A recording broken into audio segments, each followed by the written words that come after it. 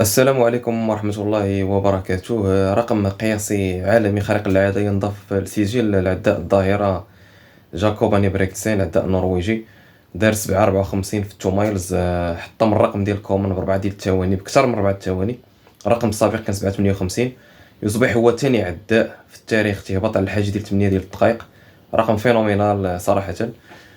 تاني عداء في السباق دار 8 9. شوف الفرق، الباك ستريش بينه وبين جاكوب فرق كبير جدا. 754 كرقم قياسي عالمي جديد ديال 2 مايلز.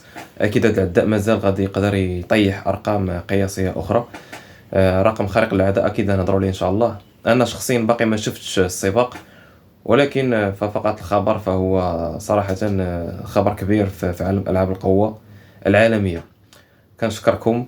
كما قلت، رقم قياسي عالمي في 2 مايلز 754 جاكوباني بريكتسين كونتر الرقم السابق ديال 758 ديال كومان. السلام عليكم ورحمة الله.